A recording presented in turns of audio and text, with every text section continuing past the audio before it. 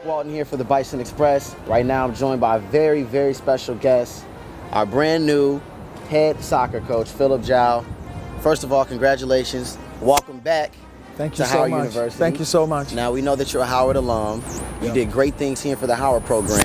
And in your press conference, you spoke on the legacy that Howard has as a soccer program, or that we had. Yeah. Talk about what you'll do as a head coach to get us back to the top of the nation and back to prominence here at Howard University. Well, what I'm going to do is we're going to go back to the basics, working on our technique, fitness, team cohesion, and we're going back to playing attractive soccer. I'm also going to try and reach out to the international community, Jamaica, Trinidad, Africa, and that's where most of these players were coming from, you know, as well as young African-American players in the USA. And I think we're going to be able to do that, especially in the next couple of years, because Howard has a very good name. The name is out there, you know, but the thing about it is just trying to go after those players and try to bring them over here, and that's what I'm going to do. Now, I'm going to ask you a tough question because, you know, it seems like you got your head on straight and you got a good game plan. But most coaches, when they first get hired at a new school, they have all these plans that they lay out, and the negative media or publicity will say that talk is cheap. And then with Howard, some people say we have outside sources that allow us to have trouble recruiting as far as some of maybe the facilities and things like that, and the school being so academically profound and hard to get into. How do you plan to offset that, especially recruiting kids that are more internationally based? Well, you know, academically, I think a lot of those international students are very serious academic students also. And 3.5, most soccer players are actually smart. And then so I'm going to have to just go out for those kind of players. If a player's in between, you know, fighting with C's and D's or whatever, I'm not even going to try to bring them in. I want to bring in a strong student and then a strong soccer player, a strong athlete. Now, what was the hiring process like, and what was your first reaction when you found out that Howard was going to go ahead and make sure that you had the job, especially being that you're a local kid, Gwynn Park High School, Silver Spring, the whole Wheaton, Maryland, and the fact that you're coming back to coach a program that you played for? I know it has to be near and dear to your heart. Oh yeah, I mean, I was so excited when I found out that the job was available. I applied for it. The process was long. I came for the interview, and then they told me that, okay, well, they've narrowed it down to 3 coaches, and they would let me know. And the wait was long. So the wait was long, I was nervous, and then Skip Perkins called me up and said, you know, Philip, you have the job. And I was so excited, you know. I called to thank all of them, everyone. And then they told me to just keep it quiet for a minute, you know. Right. So that's what I did. But then as soon as it came out in the public, Washington Post, I mean, I've been getting calls day and night, you know. Got to cut the phone off. off. About the alumni wanting to help, everything. So, I mean, the reception has been wonderful. And it's just so great to come back. Now, let's talk about your coaching style. You know, some coaches are more vocal, some are more laxed.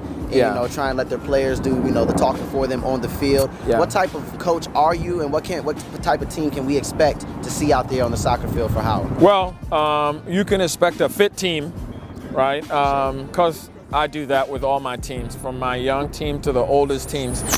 Fitness is number one, especially in soccer.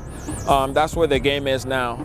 And attacking style of play, technical, very technical. So if you come to any of my practices, you're going to see me working on technique all the time, passing and connecting, interchanging, and I'm just looking to motivate them, you know. That's what I'm going to do. I'm going to motivate them and having them play the best that they can play, and that's going to be my style. And now just talk a little bit about what it means to come to a program and be given the hard task, but I know as a competitor you don't shy away from the fact that we were 1-17 last season. So when you walk in here and you see your players, what do you tell a young man on that soccer squad? What do you say to him when you look into his eyes to get him to believe in you and your vision for the program, especially now that we're in the Sun Belt Conference?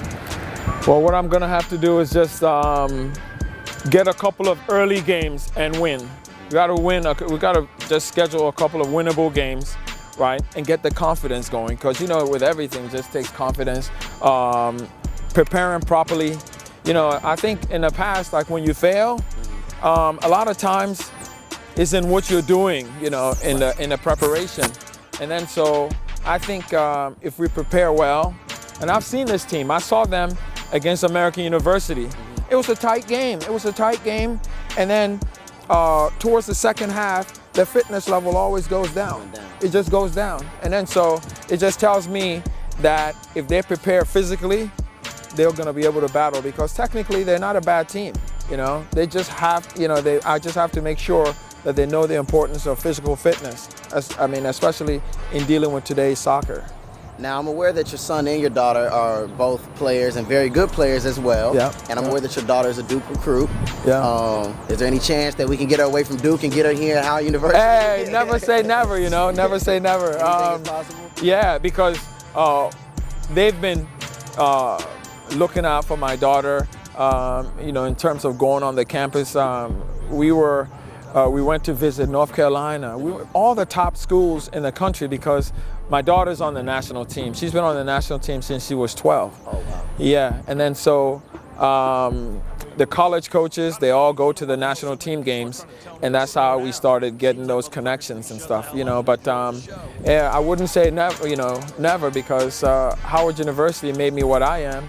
And so if it was good enough for me, it's surely good enough for my daughter.